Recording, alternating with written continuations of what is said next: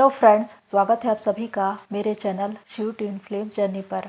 My loving twin souls, आप सबों को बहुत बहुत प्यार एवं आभार। जितने भी नए सोल मेरे इस चैनल पर आए हुए हैं मैं उन सभी का स्वागत करती हूँ। आज का विषय है ट्विन फ्लेम्स में इतने सेक्सुअल डिज़ायर क्यों होते हैं। प्रियो, जैसे कि कुछ कमेंट्स आए थे और इस विषय पर वीडियो बनाने के लिए कहा गया था। कुछ लोगों ने लिखा था कि हम इस जर्नी को पूरा कैसे करें, अपनी भावनाओं पर हम नियंत्रण कैसे करें। इसलिए इस विषय पर वीडियो ज़रूरी है, इसलिए आज मैं ये वीडियो बना रही हूँ। हालांकि ये जो सब्जेक्ट है बहुत ही इंटेंस है, डीप है, जिसके बारे में कोई भी खुलकर बात करना नहीं चाहता, लेकिन इस पर हमेशा लोगों की दिलचस्पी रहती है, वो इसके विषय में जानना चाहते हैं। क्योंकि ट्विन फ्लेम्स में जो एक सेक्सुअल डिज़ायर्स आते हैं वो क्यों आते हैं, इसके बारे में जानना बहुत ज़्यादा ज़रूरी है। विशेषकर अगर हम बात करें कि किसी भी मनुष्य को कोई भी बात स्मरण क्यों रहती है, यदि उसमें इंटरेस्ट है, क्योंकि ये बात उसके मस्तिष्क पटल पर अंकित होती है। और ये एक ऐसा विषय है जिस पर विचार आना स्वाभाविक है, क्योंकि मनुष्य की उत्पत्ति ही इसी से हुई है। संसार का हर एक मनुष्य जिसने जन्म लिया है वो इसी की देन है। ये नेचुरल है, क्योंकि प्रकृति ने इसे बनाया है, और जिसे प्रकृति ने बनाया है वो गलत नहीं हो सकता। एक शोध के अनुसार पता चला है कि एक पुरुष एक दिन में 35 बार इस विषय पर विचार करते हैं और महिलाएं 18 बार। तो दोनों में फ़र्क क्या है? दोनों ही एक ही विषय पर विचार कर रहे हैं। तो ये कितना सही है और कितना गलत। हालांकि कुछ लोगों की धारणाएं होती है कि वो इसे गलत कहते हैं, इसे बुरा मानते हैं या इसे पाप समझते हैं, लेकिन इसमें ऐसा कुछ भी नहीं है। इसमें कोई बुराई नहीं है, लेकिन इसमें एक संयम और नियंत्रण का होना बहुत ज़रूरी है। सेक्सुअल डिज़ायर्स, सेक्सुअलिटी या कहे कि कामुकता, ये मन और शरीर की एक क्रिया है जो नेचुरल है, और एक मनुष्य के भीतर इसका उत्पन्न होना स्वाभाविक है। लेकिन यदि हम बात करें एक आध्यात्मिक जर्नी की, चाहे वो नॉर्मल जर्नी हो या ट्विन फ्लेम जर्नी, तो उसमें उन तमाम अशुद्धियों को दूर करके इस जर्नी में आगे बढ़ा जाता है। और वो कौन कौन से हैं? काम, क्रोध, मोह, लोभ, अहंकार। जिसमें काम यानी कि लस्ट सबसे ज़्यादा शक्तिशाली है। ये इतना ज़्यादा ताकतवर है कि अच्छे से अच्छे लोग, साधु संत महात्मा तक इसके आगे हार जाते हैं। लेकिन जिसने भी इसे वश में कर लिया वो एक राजा होता है, वो एक युद्ध जीत जाता है। मनुष्य इंद्रियों के वश में है, पर यदि वो अपनी इंद्रियों को ही वश में कर ले तो उसके जैसा शक्तिशाली कोई नहीं। ईश्वर ने हर एक मनुष्य को ये पावर दे रखा है, पर ये उस पर निर्भर करता है कि वो उसे जान पाता है या नहीं, या जानकर उसका प्रयोग कर पाता है या नहीं। वो शक्ति, वो पावर सेक्सुअल एनर्जी है, आपकी यौन ऊर्जा, जिसका प्रयोग कुंडलिनी में होता है। अब यदि हम बात करें ट्विन फ्लेम्स की, कि ट्विन फ्लेम्स में इतने ज़्यादा सेक्सुअल डिज़ायर्स क्यों होते हैं, तो यहाँ पर मैं ये बता दूँ कि ट्विन फ्लेम्स सबसे ज़्यादा काम यानी कि लस्ट पर ही परखे जाते हैं। कि इनकी जो टेस्टिमनी है वो इस आधार पर होती है कि वो अपनी चेतना के स्तर से आगे बढ़ पाते हैं या नहीं। क्योंकि जब प्रारंभ में ट्विन फ्लेम्स मिलते हैं तो उनके बीच गजब का अट्रैक्शन होता है। और जैसे कि मैंने अपने वीडियो में बताया है कि ट्विन फ्लेम्स एक मैग्नेट होते हैं, इनमें एक चुंबकीय प्रभाव होता है और यदि चुंबक को दो टुकड़े कर दिया जाए तो भी वो अपना आकर्षण नहीं खोते। उसी प्रकार यदि ट्विन फ्लेम्स को अलग कर दिया जाए, यदि उनमें सेपरेशन आ जाए, वो उनसे दूर चला जाए, तो भी वो अट्रैक्शन खत्म नहीं होता, वो आकर्षण बढ़ता ही जाता है। चाहे वो कितनी भी दूर चला जाए, किसी भी सिटी में हो, किसी भी कंट्री में हो, लेकिन वो उसे भूल नहीं सकता। यही चुंबकीय आकर्षण है कि वो खिंचाव जो उन्हें महसूस होता है, क्योंकि वो हमेशा एक दूसरे को ढूंढते रहते हैं। अब यदि कोई एक अपने कर्म क्षेत्र में बंधा है, किसी कार्मिक के साथ या सोलमेट के साथ, लेकिन उसके बाद भी उनकी एनर्जी उनके साथ मैच नहीं होती और उनकी सोल हमेशा अपने ट्विन को ढूंढती है, क्योंकि उनकी एनर्जी उनके साथ ही मैच होती है। इसीलिए वो एक दूसरे के प्रति आकर्षण को कभी भी नहीं खोते और कभी भी एक ऐसा समय आता है जब वो फिर से एक दूसरे के सामने आ खड़े होते हैं। यह आकर्षण आखिर है क्या? यह आकर्षण वास्तव में बाहरी तौर पर शारीरिक रूप से दिखाई देता है, लेकिन वास्तव में यह भीतर का प्रेम होता है। दोनों ही सोल एक दूसरे को ढूंढ रही होती है अधूरेपन की वजह से, और उनमें एक प्यास होती है प्रेम को पाने के लिए, एक तड़प होती है जिसकी वजह से वो हमेशा अपने सहभागी आत्मा को ढूंढते हैं। लेकिन जब वो मिल जाते हैं तो फिर उनकी एक कहानी शुरू होती है।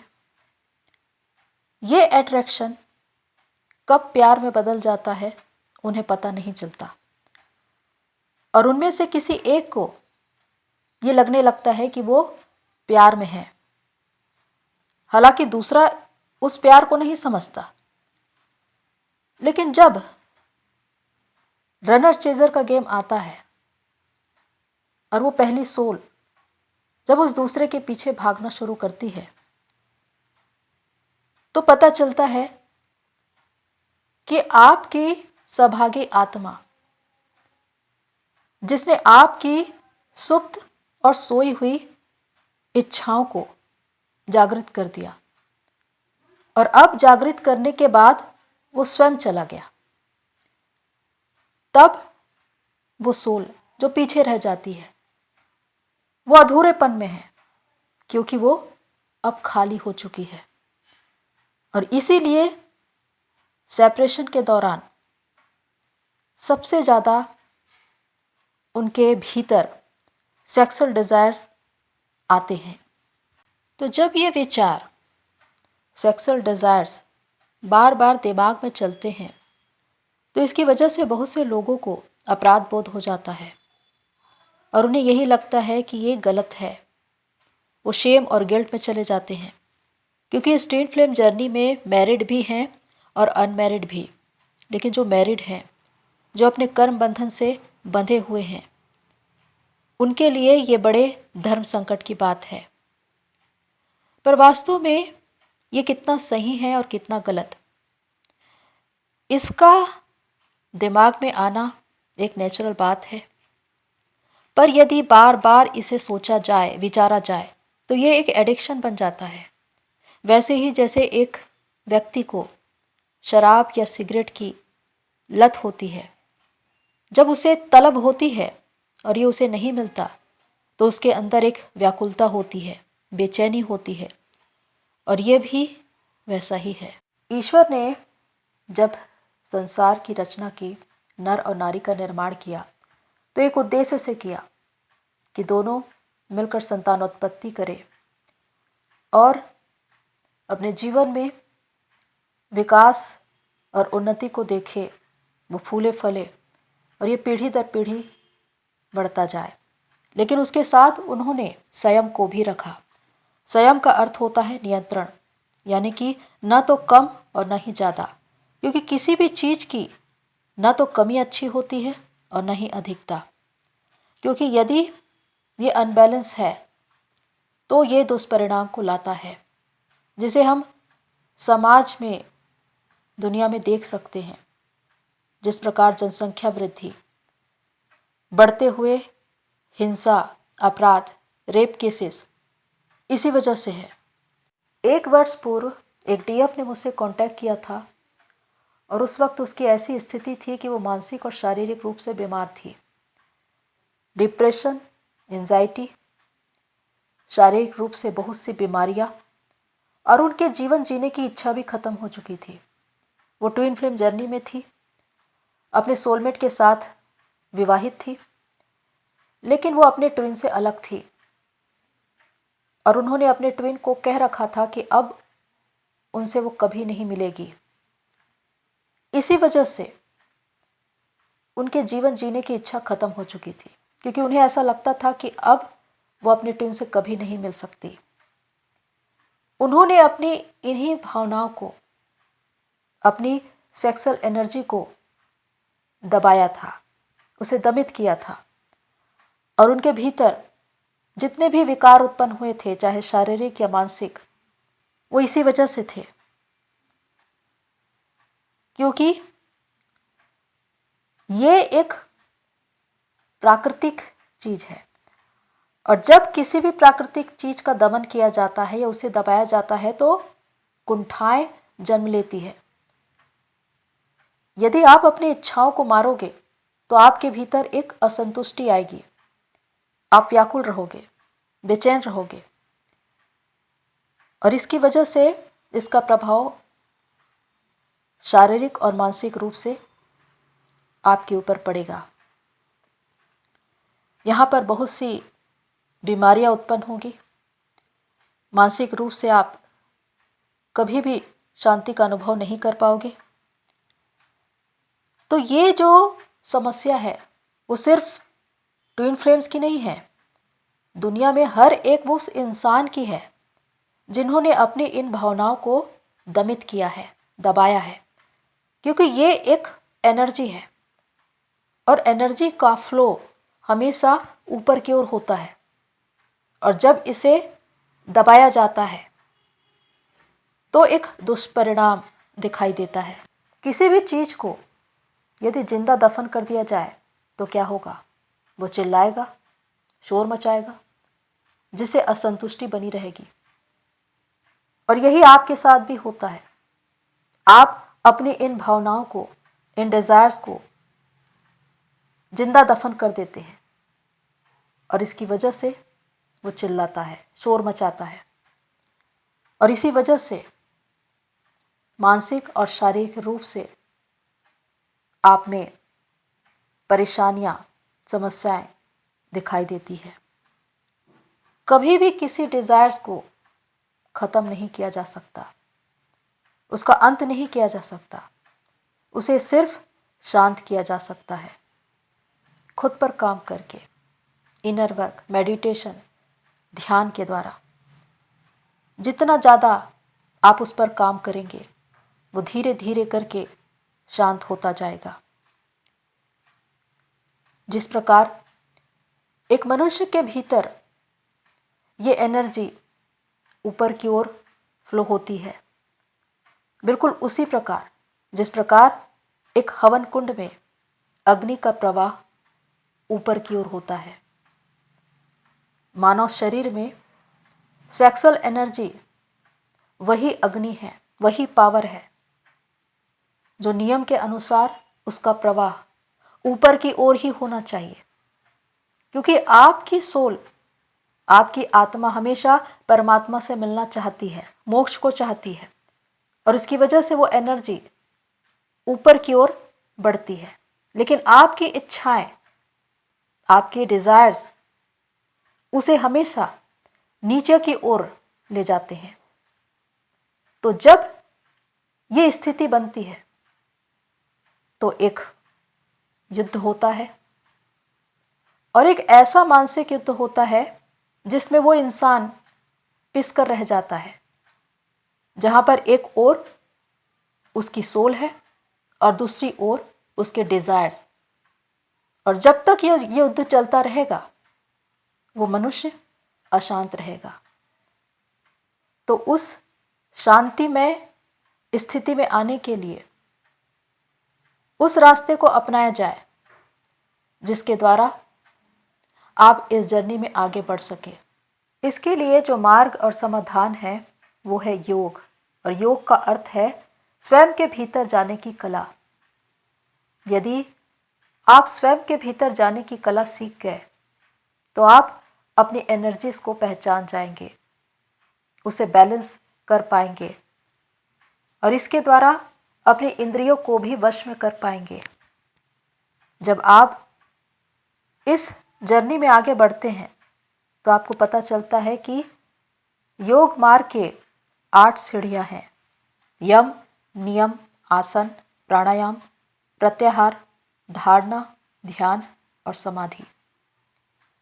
और जिस प्रकार एक मनुष्य के भीतर 7 चक्र होते हैं, रूट चक्र से लेकर सहस्त्रार चक्र तक, तो ये एक अंतर यात्रा है जो पहले से 7वें चक्र तक चलती है। ट्विन फ्लेम जर्नी 7 चक्र की एक ऐसी अंतर यात्रा जिसमें पहले चक्र से यात्रा शुरू होती है और 7वें चक्र तक पहुंचती है। और जब व्यक्ति साधक जब 7वें चक्र की ओर होता है तो वो परमात्मा से एकाकार होता है। वहीं पर वो अपने उद्देश्य से जुड़ता है, अपने पर्पस को जानता है, स्वयं को पहचानता है और वहीं पर उसे मोक्ष मिलता है। उसी प्रकार योग की जो 8वीं सीढ़ी है समाधि, वो भी एक वैसा ही अनुभव है। जब आप बुद्धत्व को प्राप्त होते हैं, एक ऐसा क्षण जब आत्मा परमात्मा में एक हो जाता है और वहां पर परमानंद की प्राप्ति होती है। हालांकि ये कुछ क्षण के लिए ही होती है, लेकिन इसके बाद आपके मन में निरंतर शांति बनी रहती है। सेक्सुअल डिजायर्स यानी कि जो लोग अपनी इस इच्छा को पूरी करने के लिए जाते हैं वो भी उस आनंद का अनुभव करते हैं। वो भी क्षणिक ही होता है, लेकिन वो हमेशा के लिए नहीं होता। कुछ क्षण के बाद मन फिर से अशांत हो जाता है, वो आनंद बना नहीं रहता। इसलिए बार बार इसकी तलब होती है और अगर ये ना मिले तो बेचैनी होती है। मैंने क्यों कहा कि किसी भी चीज की कमी या अधिकता ठीक नहीं है? क्योंकि यदि आप अपनी सेक्सुअल एनर्जी को दमन करते हैं, दबाते हैं, तो इससे आपके चक्रास ब्लॉक होते हैं। विशेषकर जो आपका रूट चक्र है वो ही एक आधार है सेक्सुअल डिजायर्स के। वहीं से एनर्जी ऊपर उठनी शुरू होती है जो 7वें चक्र तक पहुंचती है।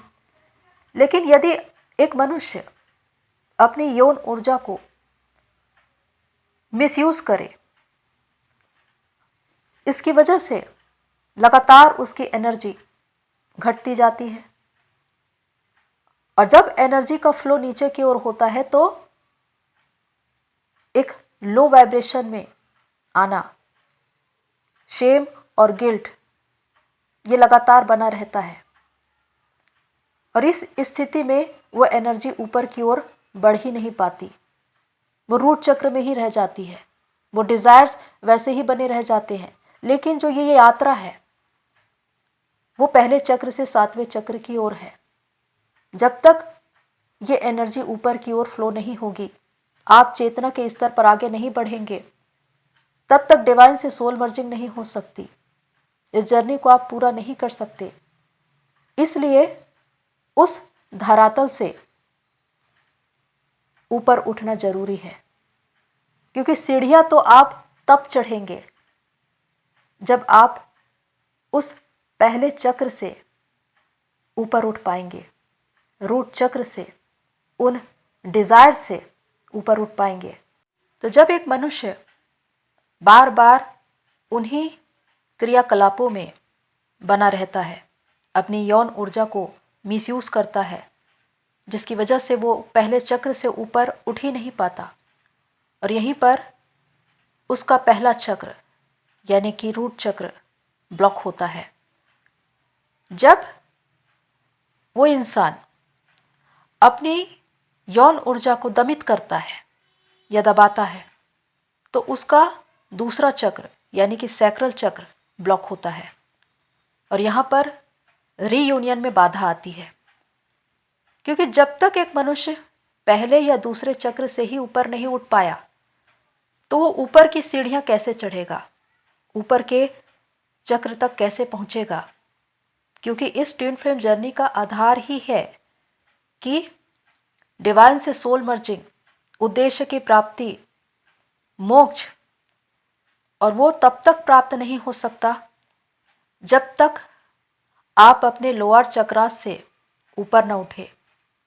तो इसके लिए ज़रूरी है कि जो ब्लॉकेजेस हो रहे हैं आपके भीतर, विशेषकर दोनों चक्र में, रूट चक्र और सैक्रल चक्र, इसे क्लियर करें, इसे हील करें, तभी आप ऊपर की ओर चेतना के स्तर पर बढ़ पाएंगे।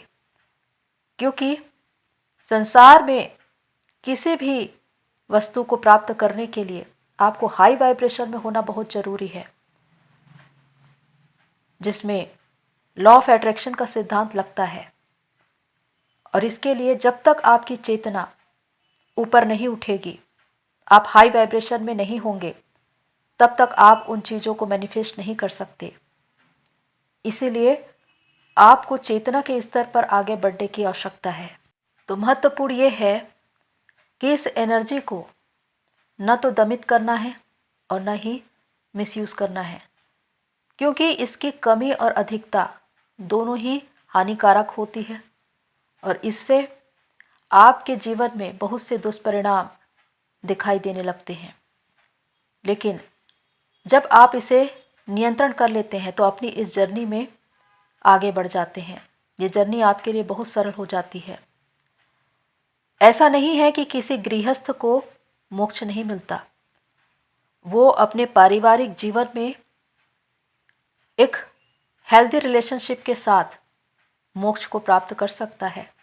लेकिन इसके लिए ज़रूरी है कि वो अपनी इस एनर्जी को बैलेंस रखे, अपनी इस सेक्सुअल डिज़ायर्स को नियंत्रण में रखे, न तो इसे कम होने दे और न ही अधिक। और इस प्रकार मैं एक दूसरा वीडियो बनाऊंगी जिसमें ये बताऊंगी कि आखिर कैसे आप अपनी इस एनर्जी को उस एक बिंदु पर लगाएं जिससे आप अपने क्षेत्र में महारत को हासिल करें।